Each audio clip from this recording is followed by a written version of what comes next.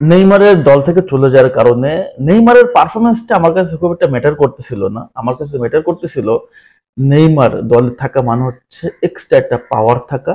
Neymar দলে থাকা মানে হচ্ছে টিমের একটা কম্বিনেশন তৈরি হয়ে যাওয়া।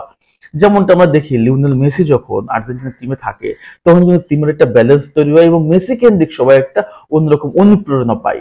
এটা সেম টাইম নেইমারও কিন্তু তেমন একটা এলিমেন্টস এবং সে এমন একটা ক্যারেক্টার যিনি সবাইকে খুশি করতে পারেন এবং সবাইকে খুশি করে টিমের ডেভেলপমেন্টটা আনেন এবং টিম যদি পারফরমেন্স না করে সে একাই কিন্তু সামনে থেকে নেতৃত্ব দেন এবং এই ক্যারেক্টারটা আমরা সবচেয়ে বেশি মিস করব। কারণ আমরা জানি নেইমার জুনিয়র এই ব্রাজিলের এই জার্সির জন্য কতটা পাগল।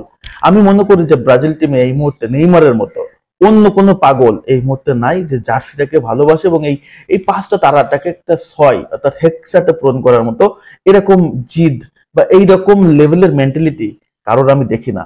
সো ব্রাজিলের দুটা ম্যাচ ছিল কলম্বিয়া এবং আর্জেন্টিনার সাথে, খুব ইচ্ছা ছিল নেইমারের এই ম্যাচটাতে আসলে ব্যাক করার জন্য, যার কারণে সান্তোসের হয়ে অনেক অনেক ট্রাই করছে, প্র্যাকটিস করছে, তারপরেও শেষ পর্যন্ত নিজেকে আসলে মনে করে না যে আসলে সে ফুল 100% ফিট, যে 100% ফিট হয়ে আমি দেশকে আসলে দিতে পারবো।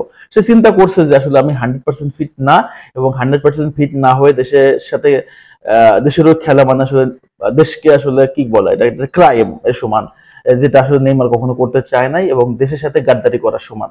যেহেতু সে 100% ফিট না, যে 100% দিতে পারবে না, শুধু শুধু সে দলে বোঝা হতে চায় নাই এবং সে ওপেনলি বলে দিচ্ছে যে আসলে আমার কাছে একটু ডিসকমফোর্ট মনে হচ্ছে।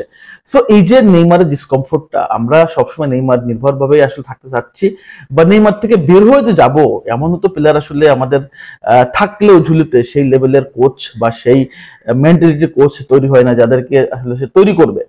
এখন দেখেন এই যে টিমটা আর্জেন্টিনার টিমটা কিন্তু কোনো এই মুহূর্তে মেসির উপর নির্ভরশীল না। এখানে মিডফিল্ডে Enzo Fernandez, MacAllister, Rodrigo De Paul, Julian আলভারেজরা ম্যাচ বের করার জন্য একদম উস্তাদ। সেইখানটাতে আমাদের মিডফিল্ডে ওয়ার্ক করে না, আমাদের ফাংশন করে না। আক্রমণ ভাগে এমন কোন প্লেয়ার আছে ভিনিসিয়াস জুনিয়র উপর আপনি ডিপেন্ড করবেন যে সে ম্যাচ বের করে নিয়ে আসবে?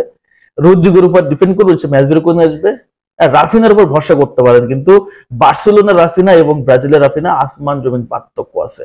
কারণ বার্সেলোনাতে যে এফোর্টটা পায় রিয়ালে সেটা পাবে না, কারণ মিডফিল্ডে তো ওয়ার্ক করে না।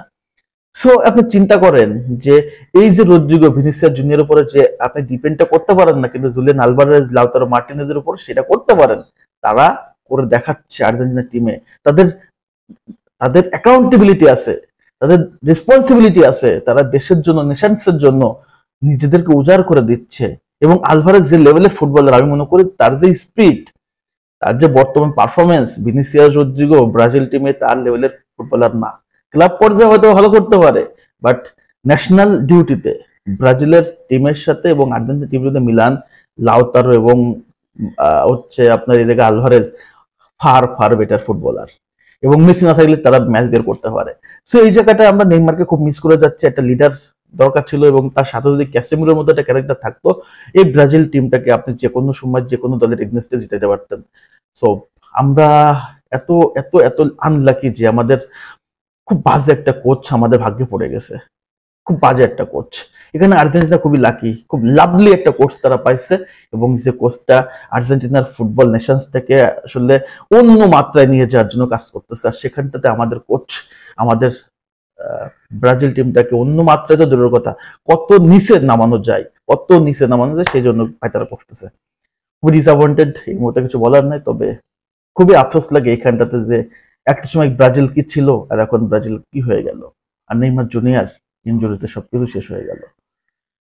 সো ব্রাজিলের সাপোর্টার হয় এই মুহূর্তে একটু খুব চ্যালেঞ্জিং, ধৈর্য ধরতে হচ্ছে, কষ্ট করতে হচ্ছে, কিছু করার নাই। সো একটু ওয়েট ব্রাজিল সাপোর্টারদের করতেই হবে। কতদিন করতে হবে যায় না, অনির্দিষ্ট কালের জন্য, তারপরেও করে যেতে হবে।